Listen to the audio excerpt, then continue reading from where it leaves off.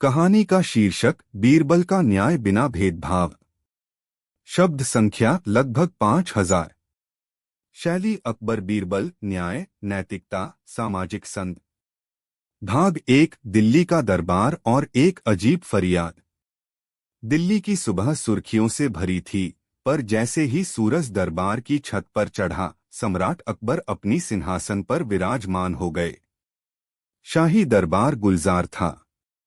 मंत्री, दरबारी, रईस, काजी, पंडित सब अपने अपने मुकदमों के साथ उपस्थित थे। तभी एक बूढ़ा व्यक्ति कांपते हाथों से आगे आया और बोला, जहां पनाह, मेरी एक विनती है, पर मुझे डर है कि मेरी बात कोई सुनेगा नहीं, क्योंकि मैं सिर्फ एक जुलाहा हूं। अकबर ने भौहें चढ़ाई और गरजते हुए बोले, इस दरबार में हर किसी की बात सुनी जाती है।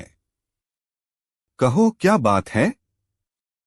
बूढ़ा बोला, जहां पनाह, मेरी जमीन पर एक सेठ ने कब्जा कर लिया है। वह कहता है कि एक गरीब जुलाहा किसी अमीर सेठ के खिलाफ जीत नहीं सकता। भीड़ में से हंसी उठी और कुछ दरबारी मुंह फेरने लगे, लेकिन बीरबल का चेहरा गंभीर हो गया। सेठ कौन है? बीरबल ने पूछा। भीड़ में से सफेद झब्बा पहने, सोने की अंगूठियों से लदे हाथों वाला एक रईस खड़ा हुआ। उसका नाम था सेठ सुंदरलाल। उसके पीछे 4 नौकर खड़े थे। सेठ बोला, जहां पनाह, यह जमीन मेरी पुश्तैनी है। इसके पास कोई दस्तावेज नहीं है, सिर्फ ज़बानी दावे। अकबर ने बीरबल की ओर देखा। बीरबल, इस मामले की पूरी जांच करो, पर ध्यान रहे न्याय ऐसा हो कि अमीर गरीब का कोई भेद न हो। बीरबल ने हाथ जोड़े, जहां पनाह, न्याय की तराजू में सिर्फ सच का पलड़ा भारी होता है।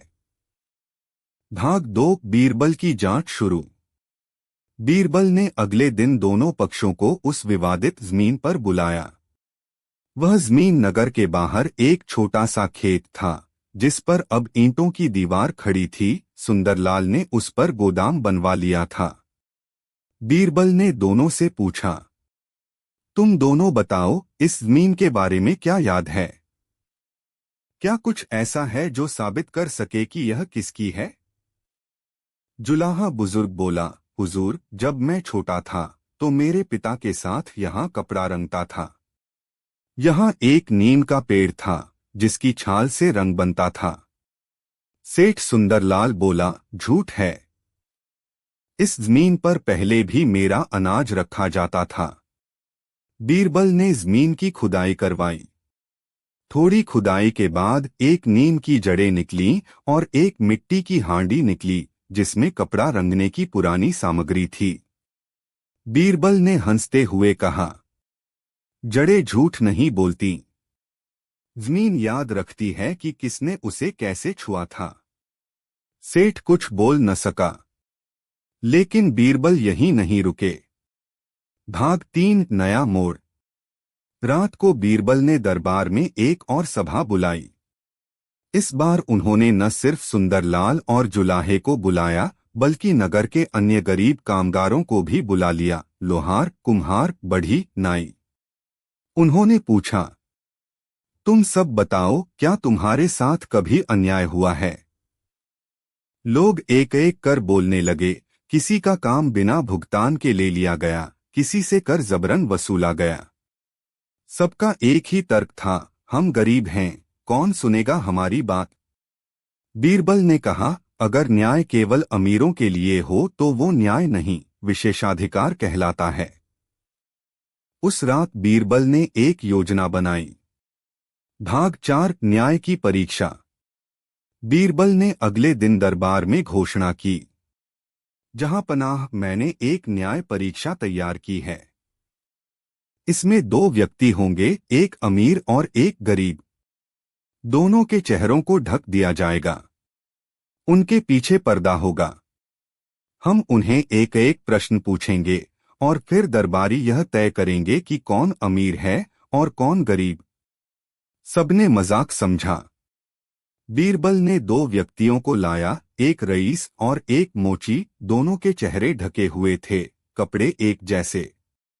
पहला व्यक्ति बोला, मैंने जिंदगी में सैकड़ों को रोजगार दिया है। दूसरा बोला, मैंने जिंदगी में हजारों जूते सिले हैं, जिनसे लोग दूर दूर चले हैं। पहला बोला, मेरे पास महल है, घोड़े हैं। दूसरा बोला, मेरे पास हुनर है और मेहनत की कमाई है। दरबार चुप था। कौन अमीर कौन गरीब, यह तय करना मुश्किल हो गया। बीरबल बोले, जब चेहरा, कपड़े और पहचान छीन ली जाए तो केवल कर्म रह जाते हैं। और कर्म किसी जाति, वर्ग या धन से नहीं बंधे होते। अकबर मुस्कराए। तुमने आज सिर्फ न्याय नहीं दिया बीरबल, न्याय को उसकी असली पहचान दिलाई है। भाग 5 अंतिम निर्णय। सेठ सुंदरलाल से गोदाम हटवाया गया और जमीन बुजुर्ग जुलाहे को लौटा दी गई। साथ ही उसे नगर का आधिकारिक रंगकार नियुक्त किया गया। नगर के अन्य कामगारों के लिए बीरबल ने एक नई नीति बनवाई, श्रम संहिता, जिसमें अमीर व्यापारियों को श्रमिकों को समय पर पारिश्रमिक देना अनिवार्य किया गया। बीरबल ने सभी कामगारों से कहा, तुम्हारी मेहनत जमीन की नींव है। राजा महलों में बैठता है, लेकिन वह महल तुम्हारे हाथों से बना होता है। अकबर ने बीरबल को गले लगाते हुए कहा, तुमने सच में साबित कर दिया कि न्याय तब तक अधूरा है जब तक वह बिना भेदभाव के न हो। उपसंहार। समय बीता। लोग बीरबल की इस न्यायगाथा को नींद वाली जमीन कहकर याद करते थे। यह कहानी दिल्ली के गली कूचों में फैल गई, जहां बच्चे भी खेल खेल में कहते, चलो बीरबल बनते हैं और न्याय करते हैं बिना भेदभाव के। यदि आप चाहें तो इस कहानी को आगे किसी और सामाजिक अन्याय पर आधारित भाग 2 में भी बढ़ाया जा सकता है। कहानी का शीर्षक बीरबल का न्याय बिना भेदभाव, भाग 2। शब्द संख्या लगभग 5000। पिछली कड़ी में बीरबल ने जमीन विवाद में अमीर और गरीब के बीच निष्पक्ष न्याय करके साबित किया था कि न्याय की पहचान व्यक्ति की हैसियत नहीं बल्कि सच्चाई होती है। अब उस न्याय की गूंज दूर दूर तक पहुंच चुकी थी। भाग 2 न्याय की दीवार पर खरोंच। बीरबल एक शाम यमुना किनारे टहल रहे थे। चुपचाप सोच में डूबे थे कि अचानक एक 15 से 16 साल का लड़का दौड़ता हुआ उनके पास आया, पसीने से लथपथ, आंखों में आंसू। हुजूर, मेरी माँ को पकड़कर ले गए हैं। वो कह रहे थे कि वो चोरनी है, मगर मेरी माँ ने कभी किसी का कुछ नहीं लिया। बीरबल ने उसका कंधा थामा। कौन थे वो लोग? लड़का बोला, सैनिक थे, मगर मैंने कभी उन्हें हमारे मोहल्ले में नहीं देखा। मेरी माँ तो सिर्फ लोगों के घरों में झाड़ू पोंछा करती है। बीरबल ने उसकी आंखों में देखा। नाम क्या है तुम्हारी माँ का? चंपा। बीरबल ने तुरंत 2 सैनिकों को बुलाया और कहा, इस बच्चे को महल ले चलो, खाना दो। मैं चंपा को ढूंढने जा रहा हूं। छिपे हुए चेहरे।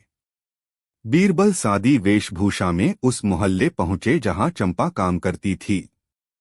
पड़ोसियों से पता चला कि चंपा को सुबह कुछ सिपाही उठाकर ले गए थे। किसी को कोई कारण नहीं बताया गया। एक बुजुर्ग बोली, हुजूर, ऐसा पहली बार नहीं हुआ। गरीब औरतों को कभी भी उठा लेते हैं, फिर कह देते हैं गलती से पकड़ा गया। बीरबल का चेहरा सख्त हो गया। उन्होंने वहीं सेठ सुंदरलाल की हवेली के पास जाना तय किया, जहां से पिछली बार जमीन विवाद शुरू हुआ था।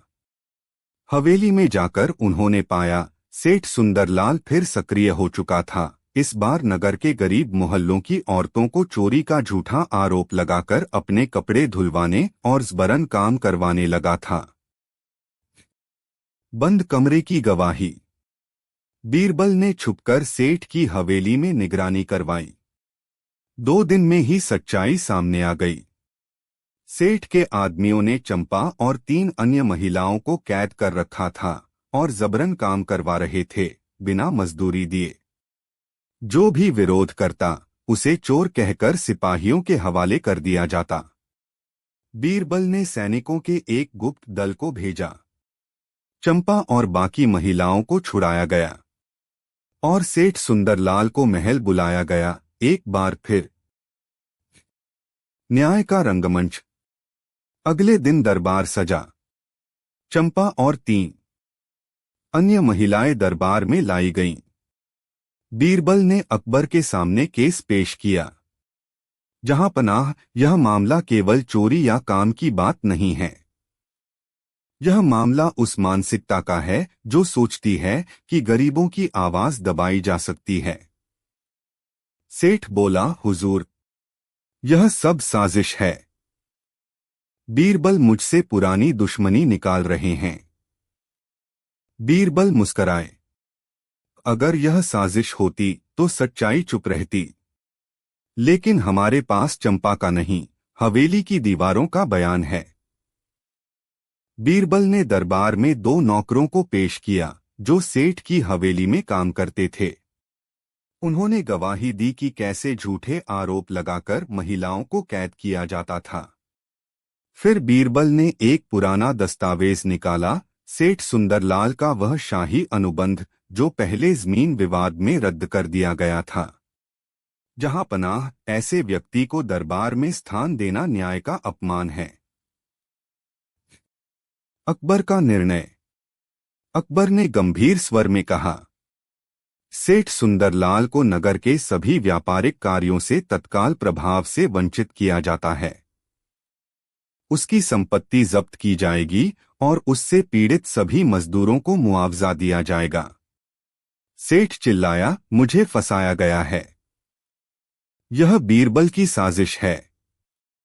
अकबर ने उत्तर दिया, बीरबल साजिश नहीं करते, वो न्याय करते हैं। और जब न्याय बोलता है तो झूठ चीखने लगता है। न्याय का महोत्सव। इस फैसले के बाद पूरे नगर में न्याय उत्सव मनाया गया। बीरबल ने यह भी प्रस्ताव रखा कि हर मोहल्ले में एक जनन्याय सभा बनाई जाए जहां आम लोग अपनी शिकायतें रख सकें बिना किसी डर के। चंपा को नगर की पहली महिला न्याय संयोजक नियुक्त किया गया। उस लड़के अर्जुन को महल के स्कूल में दाखिला मिला। बीरबल ने अर्जुन से कहा, बेटा, तुम्हारी आंखों की सच्चाई ने तुम्हारी मां को न्याय दिलाया। जब तुम बड़े बनोगे तो किसी और की मां के लिए न्याय बनना। अंतिम दर्शन। बीरबल अपने कमरे में अकेले बैठे थे, दीवार पर टंगी तराजू की मूर्ति को निहारते हुए। वो सोच रहे थे, जैसे जैसे न्याय बढ़ता है वैसे वैसे विरोध भी। लेकिन अगर डर गए तो अन्याय जीत जाएगा। पीछे से एक दरबारी ने आकर कहा, हुजूर, एक और फरियादी आया है। एक मोची कहता है उसकी बेटी को सेठ की कोठी में काम दिलाने के नाम पर अगवा किया गया। बीरबल ने गहरी सांस ली, खड़े हुए और बोले, तो न्याय की अगली लड़ाई शुरू हो चुकी है। अगले भाग में पढ़े बीरबल और गायब हुई बेटी, जिसमें बीरबल की नैतिकता की असली परीक्षा होती है और वह अपने न्याय को समाज के हर कोने तक पहुंचाने की कसम खाता है। यदि आप चाहें तो मैं तीसरा भाग भी लिख सकता हूं। कहानी का शीर्षक बीरबल का न्याय बिना भेदभाव, भाग 3, गायब हुई बेटी। शब्द संख्या लगभग 5000। पिछली कड़ी में बीरबल ने सेठ सुंदरलाल की हवेली से जबरन मजदूरी करवा रही महिलाओं को छुड़वाया और पूरे नगर में न्याय सभा की स्थापना करवाई। अब बीरबल के सामने एक नई चुनौती है, एक मोची की बेटी का अपहरण। भाग 3, गायब हुई बेटी। उस दोपहर दरबार में हलचल थी। बीरबल की आंखें अब भी उस मोची की बातों में उलझी थीं, जो कांपते होठों से बार बार एक ही बात कह रहा था। हुजूर, मेरी बेटी सोना, जो सेठ की कोठी में काम करने गई थी, 2 हफ्तों से लौटी नहीं। कोई कहता है भाग गई, कोई कहता है मरी गई, लेकिन मेरा दिल कहता है वो अब भी जिंदा है। बीरबल ने दरबार की औपचारिकता से हटकर मोची को अपने कक्ष में बुलाया। कहानी विस्तार से सुनाओ। मोची ने डबडबाई आंखों से बताया। मैंने उसे काम दिलवाया था, सेठ की कोठी में। वो पढ़ी लिखी नहीं, पर बहुत समझदार थी। एक दिन अचानक वो गायब हो गई।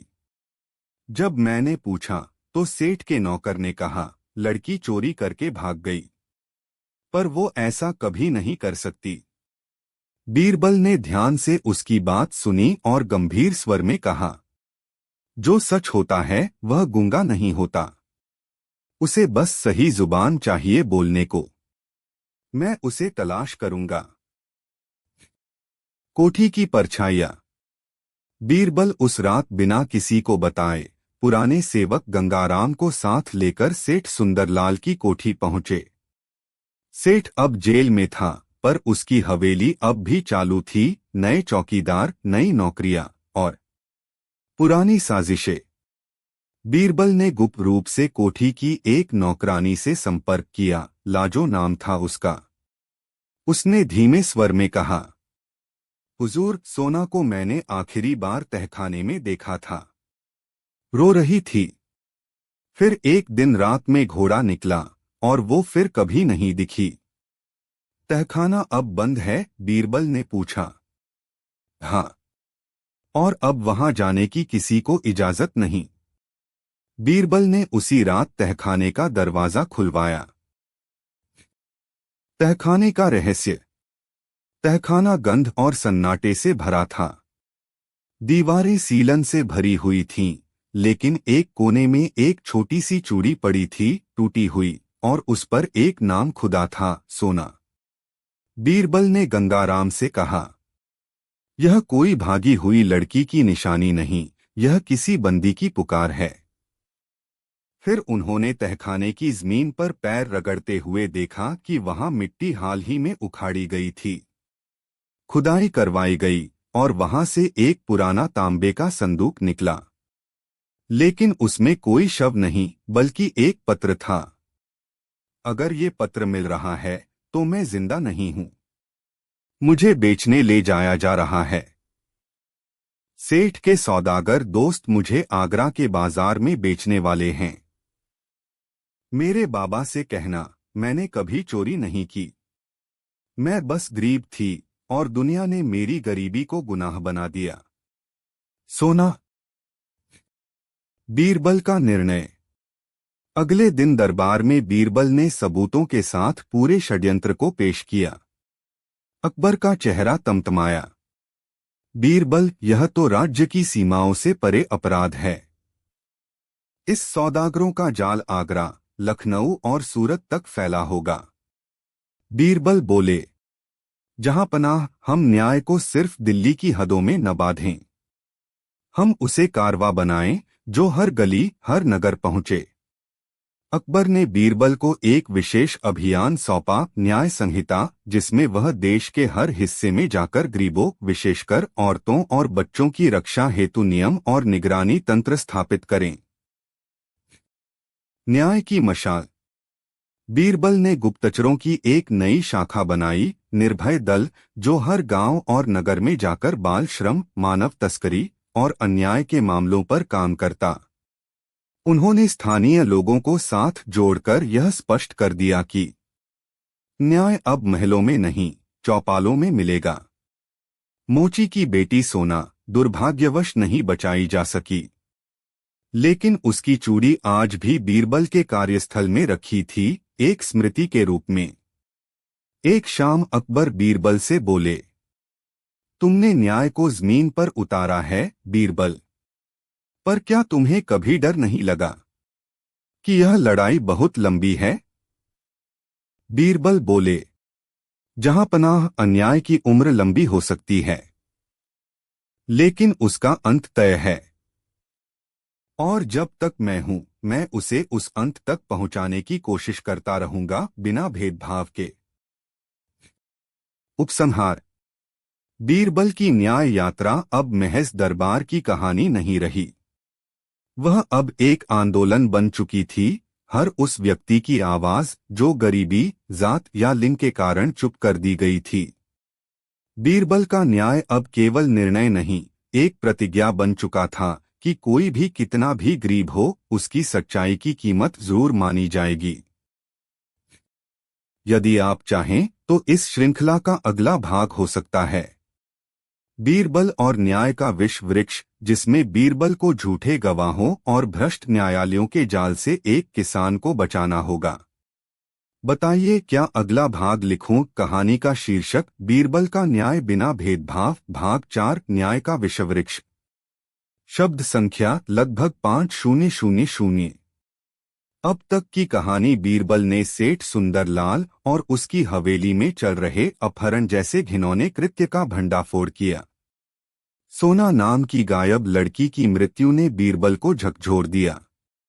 अब उन्होंने पूरे राज्य में निर्भय दल नाम की एक न्याय प्रणाली खड़ी की है, जो गरीबों की पुकार को सुन सके। पर असली चुनौती अब आने वाली है, जब झूठ को सच की शक्ल दी जाए और न्याय ही अन्याय में बदलने लगे। प्रस्तावना: झूठ की जड़ें। एक किसान, नाम था धनीराम, राजधानी में रोते हुए न्याय की गुहार लगा रहा था। उसका बेटा हरिया एक बड़े जमींदार की हत्या के आरोप में जेल में डाल दिया गया था। साक्षी, गवाह, यहां तक कि हस्ताक्षरित बयान सब मौजूद थे। मगर धनीराम की एक ही बात थी, हुजूर, मेरा बेटा उस दिन खेत में था। उसे मारने वाले असली लोग अमीर हैं, उन्होंने सबूत खरीदे हैं। बीरबल ने पूछा, तुम्हारे पास क्या प्रमाण है?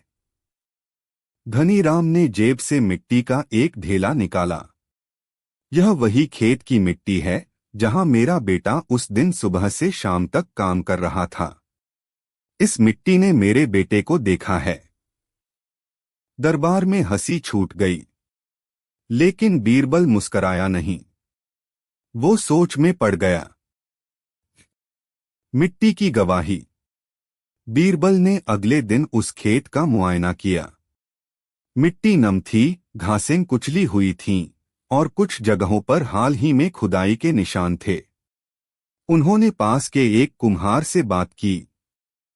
क्या तुमने धनीराम के खेत के पास कोई हलचल देखी? कुम्हार बोला, हाँ हुजूर, उस दिन कुछ घोड़े आए थे। अमीरों जैसे कपड़े पहने हुए 4 लोग खेत की मेड़ पर कुछ गाड़ रहे थे। बीरबल ने खुदाई करवाई। मिट्टी के नीचे से एक संदूक मिला, जिसमें एक सोने की अंगूठी और एक खूनी कपड़ा था, दोनों जमींदार के थे। गवाहों का सौदा। बीरबल ने शहर के 2 मुख्य गवाहों, रघुनाथ और मंसूर, को बुलाया। दोनों ने गवाही दी थी कि हरिया को हत्या करते देखा। बीरबल ने उनसे कहा, तुमने हत्या देखी, मगर खेत की मिट्टी और कुम्हार कुछ और कहता है। कौन झूठा है? रघुनाथ कांपने लगा, लेकिन मंसूर ने ढिठाई से कहा, मिट्टी को बोलना नहीं आता हुजूर। हम इंसान हैं, हम सच बोलते हैं। बीरबल ने चुपचाप एक चिट्ठी निकाली। उसमें दर्ज था कि मंसूर ने हाल ही में जमींदार के नौकर से भारी रकम उधार ली थी और उसी सप्ताह उसने शहर की सबसे महंगी जूती खरीदी थी। फिर बीरबल ने रघुनाथ से पूछा, झूठ बोलने की कीमत क्या थी? रघुनाथ रो पड़ा, हुजूर, मेरे बच्चे बीमार थे। जमींदार ने कहा, एक झूठ और जिंदगी संवर जाएगी। मैं डर गया। गलती हो गई। अकबर का प्रश्न। अकबर ने कहा, बीरबल, झूठ की इस जड़ को कैसे काटा जाए? जब न्याय ही बिकने लगे, तब सच्चाई किस दरवाजे पर खड़ी हो? बीरबल बोले, जहां पनाह, ये न्याय का विषवृक्ष है। ऊपर से हरियाली, नीचे से जहर। इसकी जड़ें झूठे गवाह हैं और खाद है लालच। तो उपाय? अकबर ने पूछा। हमें सत्य परीक्षा नाम की एक प्रक्रिया शुरू करनी होगी, जहां हर गवाही से पहले व्यक्ति को सार्वजनिक रूप से 5 प्रश्नों का उत्तर देना होगा, जिनका सत्यापन गुप्त रूप से किया जाएगा। झूठ पकड़ में आने पर उसे अपराध माना जाएगा। अकबर ने इस प्रस्ताव को मान लिया। अब से हर न्यायालय में सत्य परीक्षा होगी। निर्णय का दिन। बीरबल ने दरबार में कहा, हरिया को हत्या के मामले से बरी किया जाता है।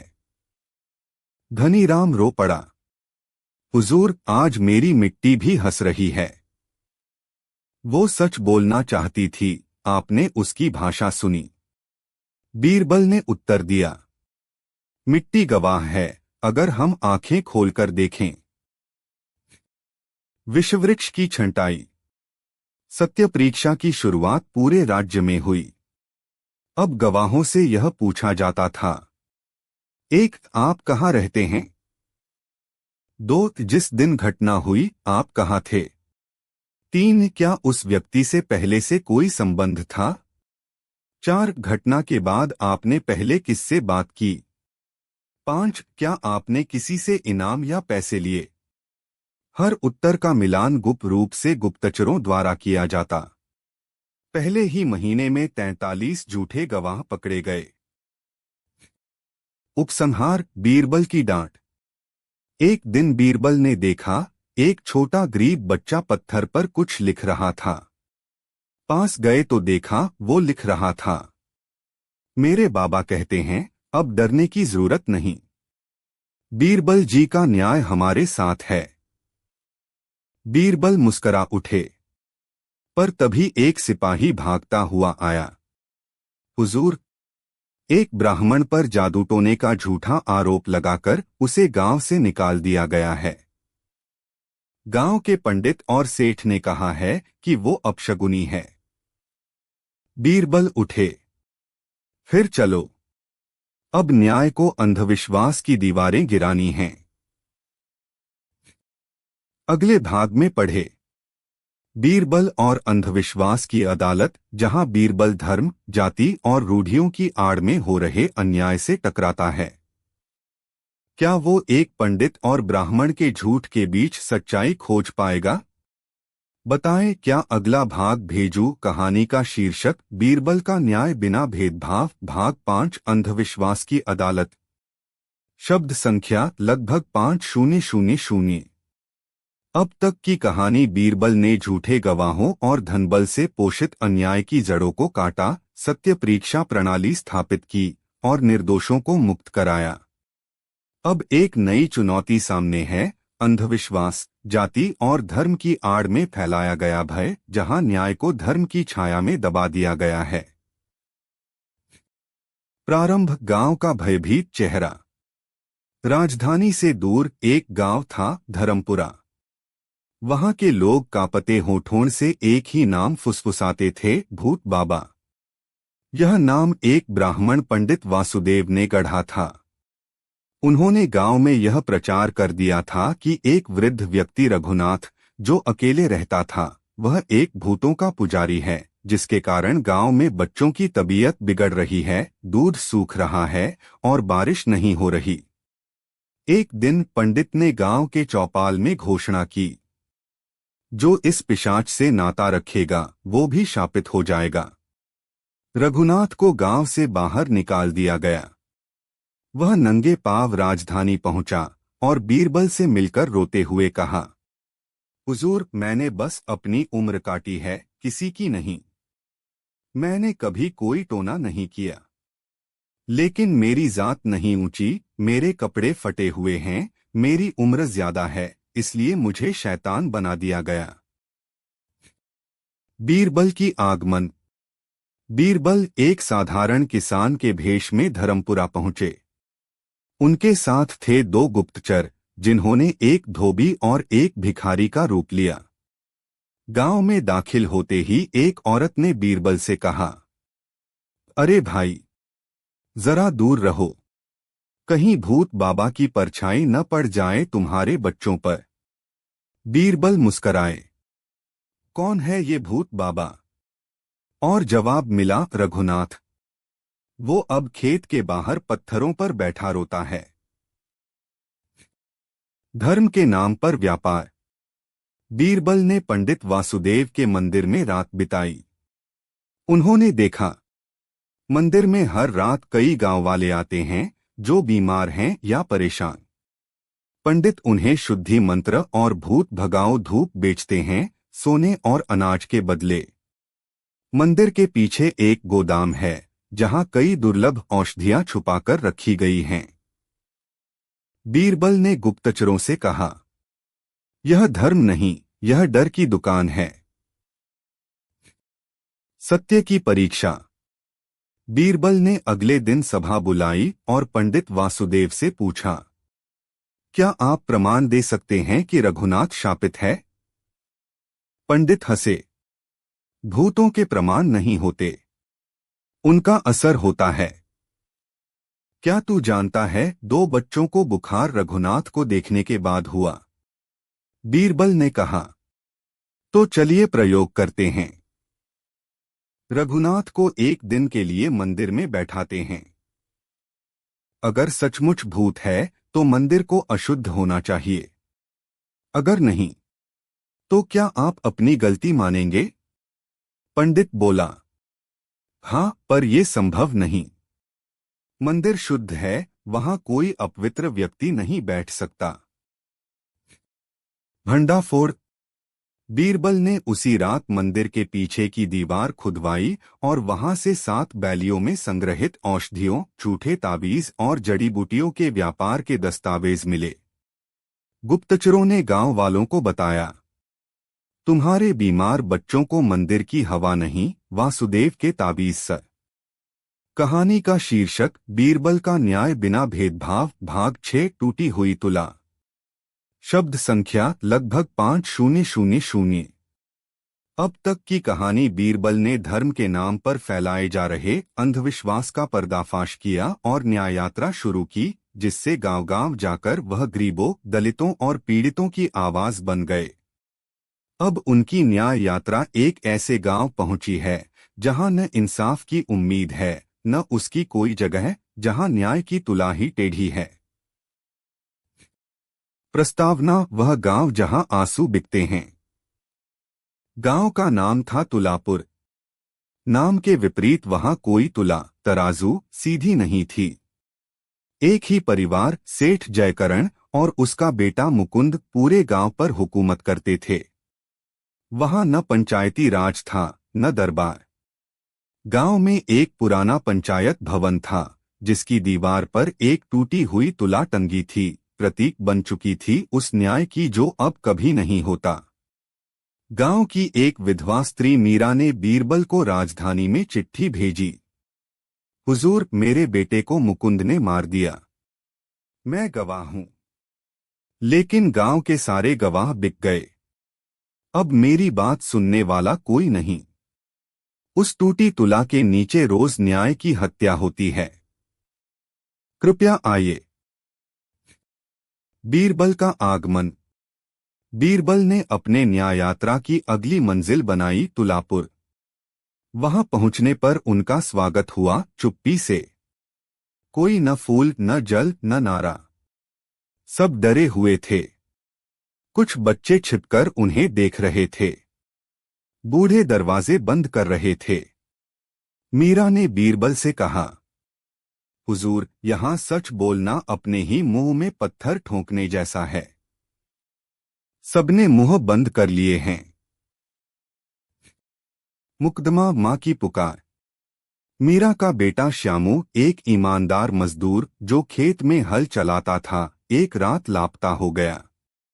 सुबह उसका शव गांव के बाहर कुएं में मिला। पंचायत ने कह दिया, दुखद है, पर हत्या नहीं, आत्महत्या है। कोई साक्ष्य नहीं। मीरा ने खुद कुएं में उतरकर बेटे की मुट्ठी से एक टूटा हुआ कड़ा निकाला। यह मुकुंद का था, गांव में प्रसिद्ध, एक ही डिजाइन का। पर मुकुंद ने कहा, वो कड़ा मेरा नहीं, कोई भी वैसा बनवा सकता है। मेरे पास गवाह हैं, मैं तो मंदिर में था उस रात। गवाह? गांव का पुजारी और 2 दरबारी, तीनों सेठ जयकरण के भतीजे। बीरबल का न्याय परीक्षण। बीरबल ने पंचों से पूछा, क्या तुम सबने अपनी आत्मा को किसी तुला पर तोला है? पंच हंसे, हमने न्याय किया है। आत्मा का क्या? बीरबल बोले, अगर आत्मा को न तोल सको तो ये टूटी तुला उतार दो और उसे जलाओ, क्योंकि जब वह न्याय नहीं कर सकती तब वह सिर्फ ढोंग है। बीरबल ने सभा बुलाई। गांव के लोग एकत्र हुए। बीच में बीरबल ने खड़ा किया एक नई तुला। फिर उन्होंने पंक्तियों में 5 से 5 ग्रामीणों को बुलाया और पूछा, क्या तुम जानते हो उस रात मुकुंद कहाँ था? सबने पहले से रटारटाया जवाब दिया, मंदिर में था। बीरबल मुस्कराए। उन्होंने घोषणा की, अब 5 को सत्यधार में रखा जाएगा। सत्यधार प्रयोग। यह बीरबल की बनाई एक प्रणाली थी जिसमें हर गवाह से अलग अलग और गोपनीय रूप से 5 प्रश्न पूछे जाते थे। उत्तर गुप्तचरों द्वारा मिलाए जाते। अब पूछे गए प्रश्न। 1. मुकुंद मंदिर में किसके साथ था? 2. कितने बजे वहां पहुंचा? 3. मंदिर में क्या पूजा चल रही थी? 4. कौन सा भजन चल रहा था? 5. वहां कुल कितने लोग थे? तीनों गवाहों के उत्तर आपस में नहीं मिले। एक बोला आरती चल रही थी, दूसरा हवन, तीसरा मंदिर बंद था।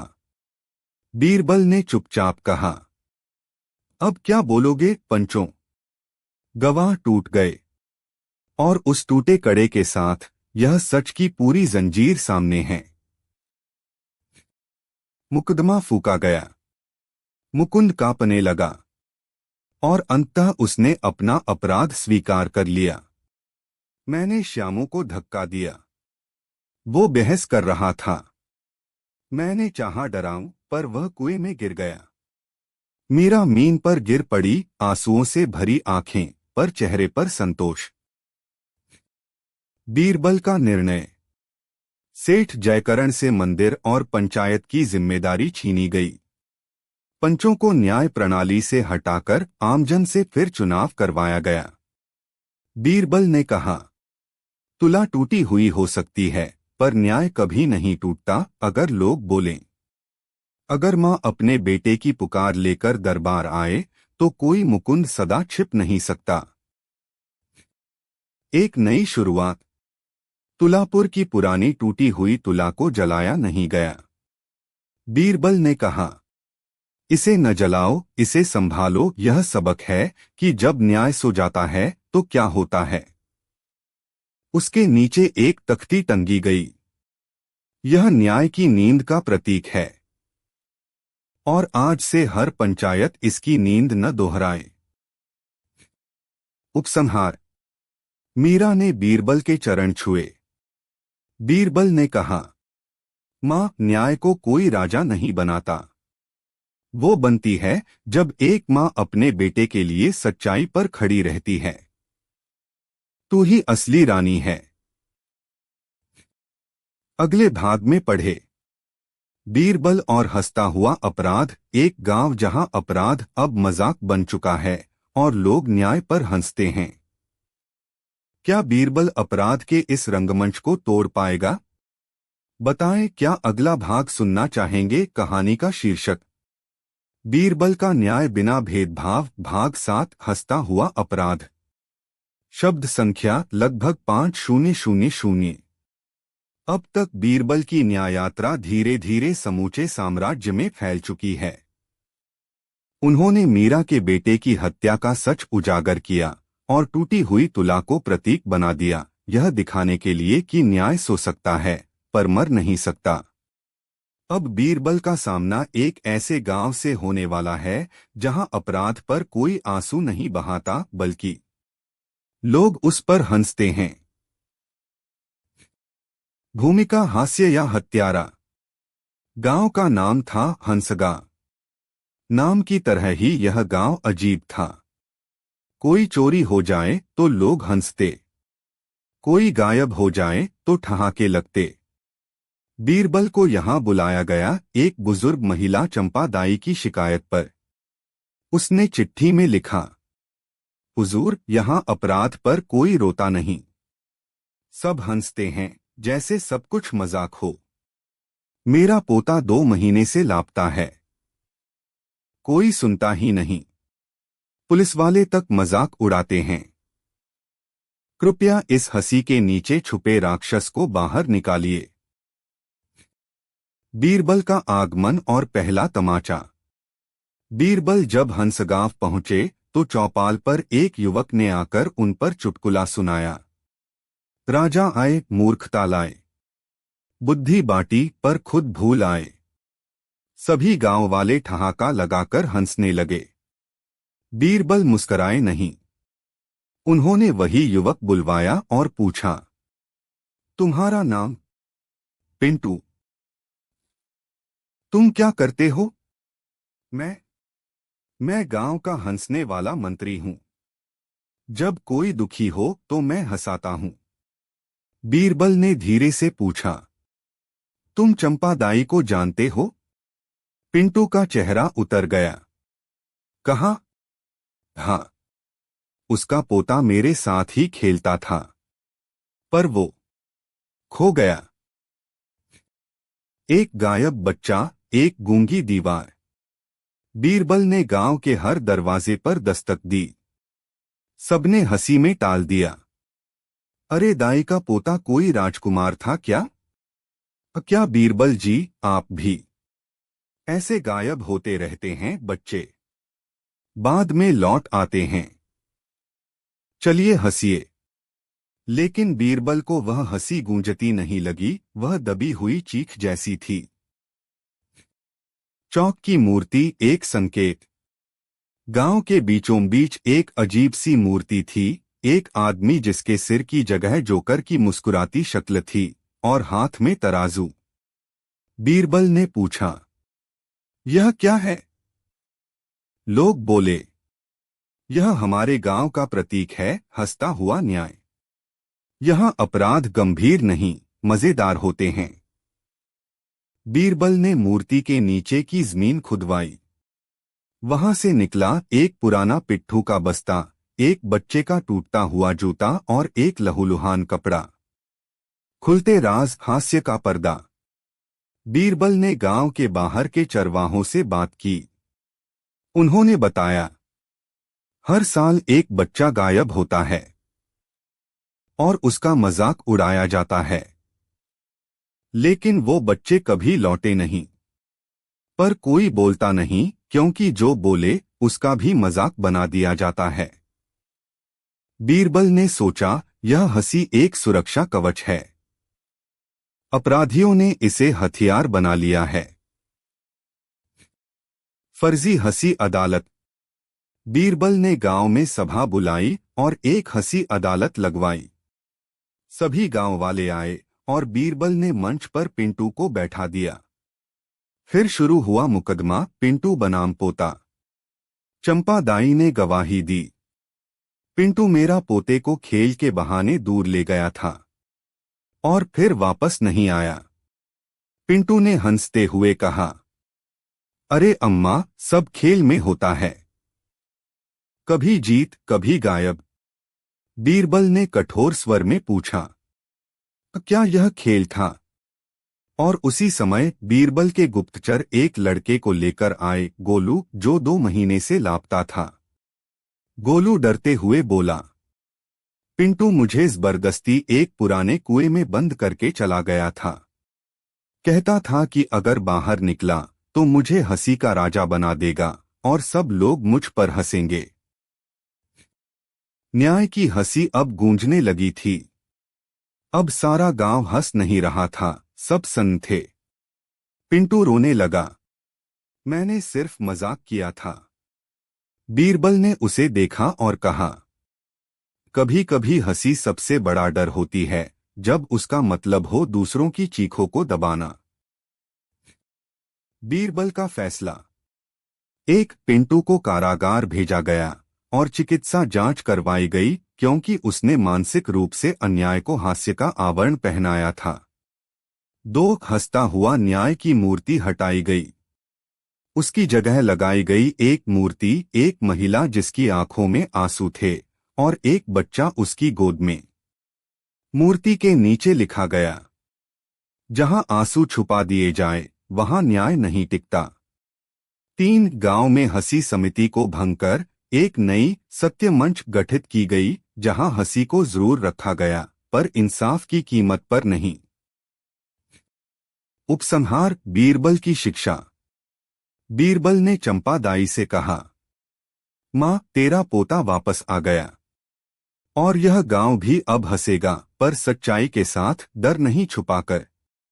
चंपा ने कहा, बीरबल बेटा, तू सिर्फ न्याय नहीं करता, तू लोगों को खुद से डरने से बचाता है। अगले भाग में पढ़े। बीरबल और न्याय की बोलती दीवार। एक कस्बा जहां हर फैसला दीवार पर लिखा जाता है, लेकिन कौन लिखता है, कोई नहीं जानता। बीरबल उस रहस्य से पर्दा उठाएंगे। बताएं, क्या अगला भाग सुनना चाहेंगे? कहानी का शीर्षक, बीरबल का न्याय बिना भेदभाव, भाग 8, न्याय की बोलती दीवार। शब्द संख्या लगभग 5000। अब तक हंसगांव में जहां अपराध पर ठहाके लगते थे, बीरबल ने सच्चाई की परतें खोल दी। अब वह पहुंचे हैं एक रहस्यमय कस्बे लिपिकपुर, जहां कोई न्यायालय नहीं है, न कोई पंच, न राजा का संदेश। यहाँ हर न्याय एक दीवार पर लिखा जाता है और सभी उसका पालन करते हैं, चाहे वह कितना भी अनुचित क्यों न हो। पर वह लिखता कौन है? एक, बीरबल का आगमन और अद्भुत दीवार। बीरबल जब लिपिकपुर पहुंचे तो उन्हें सबसे पहले एक दीवार दिखाई दी, करीब 15 फीट ऊंची, लंबाई में 100 फीट, और उस पर चूने से चमकते अक्षरों में लिखा था, कल सूरज उगने से पहले माधो को गांव छोड़ना होगा। भीड़ खड़ी थी और एक वृद्ध रोते हुए बस्ता समेट रहा था। उसका नाम माधो था।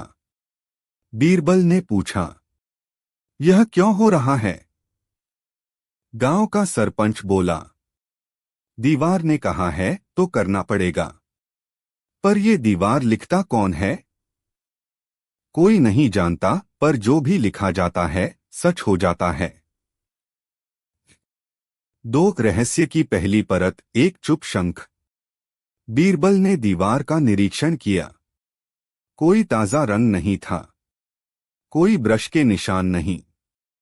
शब्द उभरे हुए थे, जैसे दीवार के भीतर से निकले हों। बीरबल ने गांव के बुजुर्गों से पूछा, यह प्रथा कब से है? उन्होंने बताया, 20 साल पहले गांव में जबरदस्त अराजकता थी।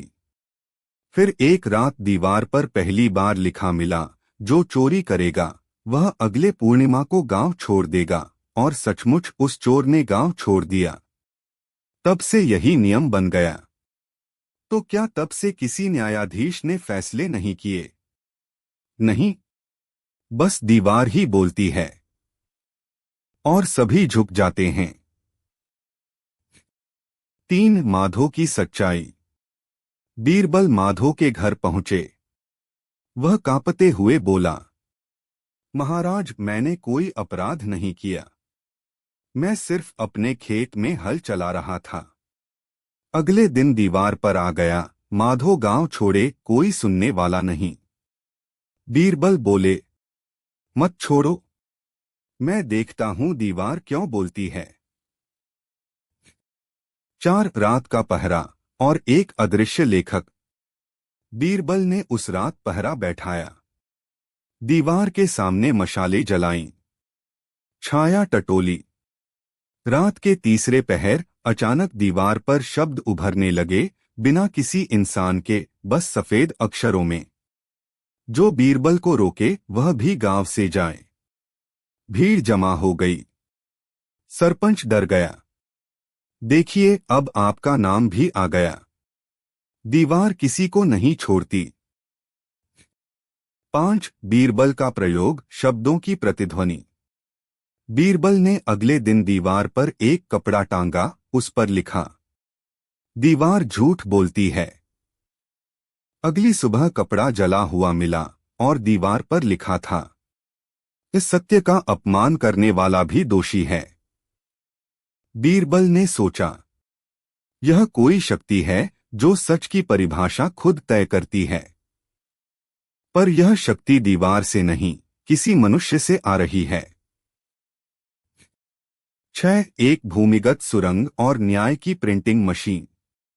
बीरबल ने गांव के एक नन्हे लड़के गप्पू से पूछा, क्या तुमने कभी देखा है कि दीवार बदलती है? गप्पू बोला, हाँ, एक बार मैं खेलते खेलते पीछे चला गया था। वहां एक छोटी गुफा थी। गप्पू बीरबल को उस गुफा तक ले गया। वहां एक संकरी सुरंग मिली और उसके अंत में एक कक्ष, जहां एक पुरानी लकड़ी की प्रिंटिंग मशीन थी और ढेरों स्टेंसिल टेम्पलेट जिनसे अक्षर उकेरे जा सकते थे। और एक व्यक्ति सफेद बालों वाला वृद्ध कागजों में कुछ छाप रहा था। बीरबल ने उसकी गर्दन पर हाथ रखा। क्या आप दीवार के लेखक हैं? वृद्ध कांपते हुए बोला, मैं एक शिक्षक था। गांव को नैतिकता सिखाने के लिए मैंने यह चाल बनाई। पर अब यह इतना बड़ा रूप ले चुकी है कि लोग अंधभक्ति में जी रहे हैं। मैंने कई निर्दोषों को भी गांव से बाहर कर दिया क्योंकि डर था कि दीवार की ताकत टूटेगी। 7 बीरबल का न्याय। बीरबल ने गांव में सभा बुलाई। वह शिक्षक सामने खड़ा था। बीरबल ने कहा, यह दीवार नहीं बोलती। यह कोई अदृश्य देवता नहीं है। यह एक मनुष्य की बनाई हुई संरचना है जिसकी मंशा सही थी पर साधन अनुचित। गांव वाले सन्न थे। बीरबल बोले, सच की रक्षा ब्लाइंड फेथ से नहीं, विवेक से होती है। आज से यह दीवार सिर्फ इतिहास होगी। बीरबल ने दीवार पर खुद लिखा, न्याय कभी छुपकर नहीं करता। 8 नई शुरुआत। एक दीवार को मिट्टी से ढक दिया गया। 2 गांव में एक पंचायत बनाई गई जिसमें 5 लोग, 2 स्त्रियां, 2 पुरुष और 1 युवा हर मामले को सुनते। 3 बीरबल ने माधो को खेत लौटाया और उसे पंचायत का पहला मुखिया बनाया। उपसंहार, न्याय का चेहरा। रात को चंपादाई, जो अब बीरबल के साथ चल रही थीं, बोली, बेटा, तुमने फिर एक झूठा देवता गिराया। तुम्हें डर नहीं लगता? बीरबल बोले, डर हमेशा लगता है, पर जब न्याय किसी दीवार में छुप जाए तो उसे निकालना जरूरी हो जाता है, चाहे उसकी कितनी भी पूजा क्यों न हो रही हो। अगले भाग में पढ़े, बीरबल और साजिशों की अदालत, जहां सारे मुजरिम सच बोलते हैं पर कोई जुर्म कबूल नहीं करता। वहां बीरबल को अपराध नहीं, मंशा पकड़नी होगी। बताएं, क्या अगला भाग सुनना चाहेंगे? शीर्षक, अकबर का कठिन आदेश। 5000 शब्दों की विस्तृत हिंदी कहानी। भाग 1, राजाज्ञा का स्वर। मुगल सम्राट अकबर अपने राजमहल के दीवाने खास में बैठे थे। सारा दरबार मौन था। उनके सामने खड़ा था एक नवयुवक सैनिक, साहसी, दृढ़ और आंखों में उत्साह। उसका नाम था अर्जुन सिंह। यद्यपि वह एक छोटे जागीरदार का पुत्र था, पर अपनी योग्यता और ईमानदारी से वह मुगल सेना में ऊंचे पद तक पहुंचा था। अकबर ने उसे गंभीर स्वर में देखा, फिर बोले, अर्जुन सिंह, तुमने अनेक बार अपनी वीरता और वफादारी का परिचय दिया है, पर अब मैं तुम्हें एक ऐसा कार्य सौंपने जा रहा हूं जो मेरी दृष्टि में सबसे कठिन है। दरबारियों की सांसें थम गईं। अर्जुन सिंह ने झुककर कहा, हुजूर, आपकी आज्ञा मेरे लिए ईश्वर की वाणी है। चाहे मेरी जान जाए, पर मैं आदेश का पालन अवश्य करूंगा। अकबर उठ खड़े हुए। तुम्हें शून्यपुर जाना होगा। वहां की धरती ने वर्षों से किसी शासक को स्वीकार नहीं किया। वहां लोग तर्क नहीं, प्रतीकों से बात करते हैं। वे बाहरी लोगों पर भरोसा नहीं करते। परंतु वहीं छिपा है एक रहस्य, नीली रेखा। उसे ढूंढना और मुझे लाकर देना तुम्हारा कार्य है। पर ध्यान रहे, वहां की भाषा मौन है और प्रश्न उत्तर नहीं मांगते, उन्हें समझा जाता है। यह आदेश जितना रहस्यमय था, उतना ही खतरनाक भी। अर्जुन सिंह ने सिर झुकाया और बिना एक शब्द बोले यात्रा की तैयारी में लग गया। भाग 2 यात्रा की शुरुआत। अर्जुन सिंह ने अपने घोड़े ध्रुव पर सवार होकर राजधानी से प्रस्थान किया। उसे आदेश मिला था कि वह किसी को साथ न ले, क्योंकि शून्यपुर की भूमि पर समूह में जाना प्रतिबंधित था। रास्ते में कई गांव, नदियां और पर्वत आए। हर जगह उसे एक संकेत मिलता, एक अजीब सा चिन्ह, एक गोल वृत्त जिसके भीतर एक तिरछी नीली रेखा खींची हुई होती। यह वही नीली रेखा थी जिसका उल्लेख अकबर ने किया था। पर इसका अर्थ क्या था? क्यों अकबर स्वयं उसे पाने में असमर्थ थे? और क्यों शून्यपुर की भूमि इतनी रहस्यमयी थी? तीसरे दिन वह पहुंचा एक झील के किनारे, जहां पानी स्थिर था और उसमें अपना चेहरा देखना असंभव था, मानो जल स्वयं भी अपने को देखने से डरता हो। तभी एक वृद्धा आई, बिना कुछ कहे उसने अर्जुन को एक कांच का टुकड़ा दिया। उसमें कुछ भी साफ नजर नहीं आता था, बस हल्के नीले प्रतिबिंब। अर्जुन ने झुककर धन्यवाद कहा, पर वह समझ न सका कि यह कांच क्यों दिया गया। उसे लगा शायद यह शून्यपुर में काम आएगा।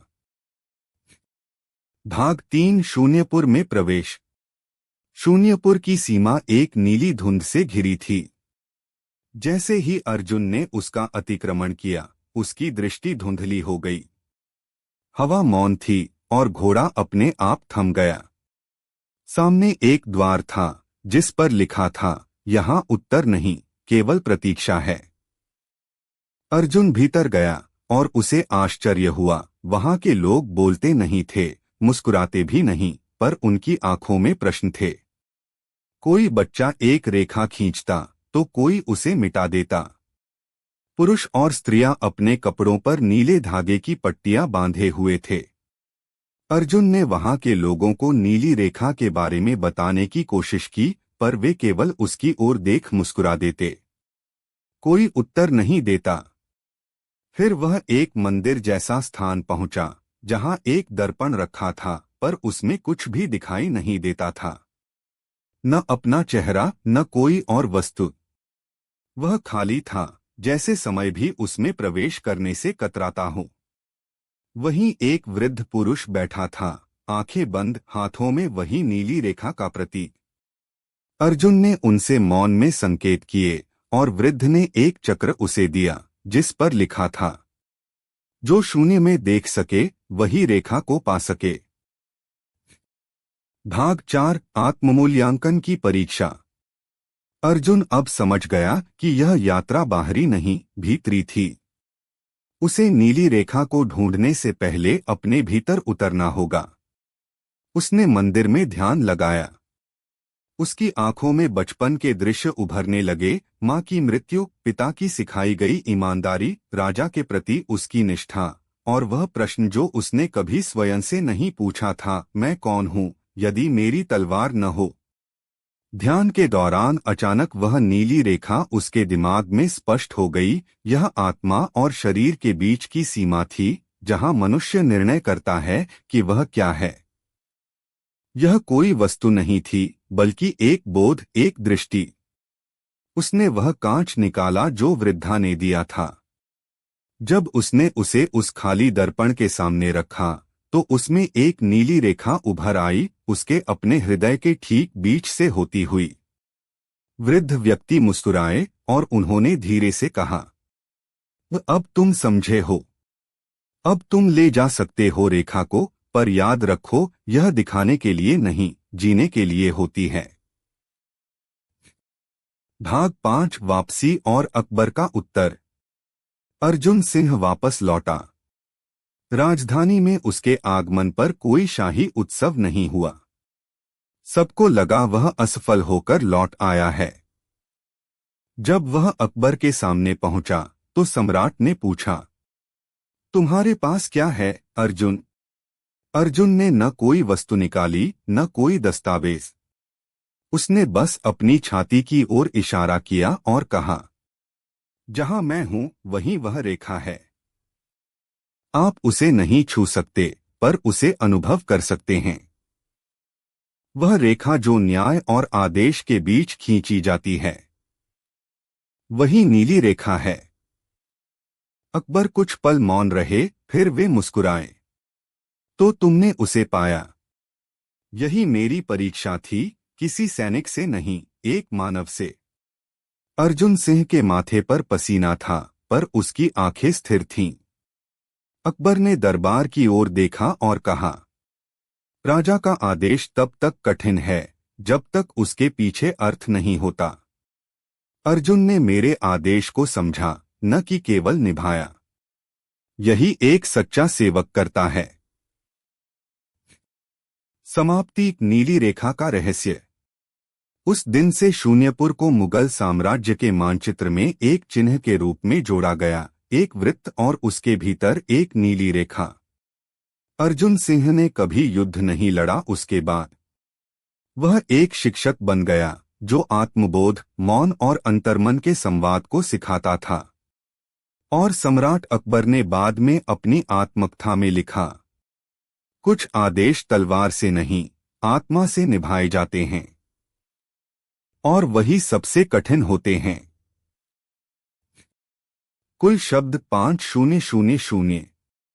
अगर आप चाहें तो इसका दूसरा भाग या कोई दूसरा कठिन आदेश भी लिखा जा सकता है, जिसमें अर्जुन सिंह या कोई नया पात्र हो। शीर्षक अकबर का कठिन आदेश भाग 2। 5000 शब्दों की विस्तृत हिंदी कहानी, नीली रेखा की रहस्यमयी यात्रा का दूसरा अध्याय। भाग 1, नया आदेश, नई यात्रा। समय बीता। अर्जुन सिंह अब कोई साधारण योद्धा नहीं रहा। वह एक चिंतक, एक शिक्षक और दरबार में मौन के प्रतिनिधि के रूप में जाना जाने लगा। सम्राट अकबर उसके विचारों से प्रभावित थे। उन्होंने अर्जुन को ध्यानवीर की उपाधि दी थी, जो न केवल तलवार से बल्कि सोच से भी लड़ सके। एक दिन अकबर ने उसे पुनः बुलाया। राजमहल के दीवाने खास में भीड़ कम थी। अकबर ने गंभीरता से कहा, अर्जुन, तुम नीली रेखा को समझकर लौटे थे। अब मैं चाहता हूं कि तुम उसे पार करो। अर्जुन चौंका। हुजूर, क्या अर्थ है इसका? अकबर बोले, शून्यपुर की यात्रा आंतरिक थी। अब मैं तुम्हें एक बाहरी यात्रा पर भेज रहा हूं, लेकिन इसका आधार भी वही आत्मिक अनुभव है। इस बार तुम्हें जाना होगा प्रतीकगढ़। वहां के निवासी बोलते नहीं, लिखते नहीं, वे केवल प्रतीकों से विचारों का आदान प्रदान करते हैं। लेकिन वहां कोई है जो प्रतीकों को चुराता है, विचारों को मिटा देता है। वह अनर्थ पुरुष कहलाता है। उसे पहचानना और रोकना तुम्हारा कार्य है। अर्जुन ने सिर झुकाया। जो विचारों को मिटाता है, वह अस्तित्व को भी नष्ट करता है। मैं चलने को तैयार हूं। भाग 2, प्रतीकगढ़ की सीमा पर। अर्जुन एक बार फिर अकेला था।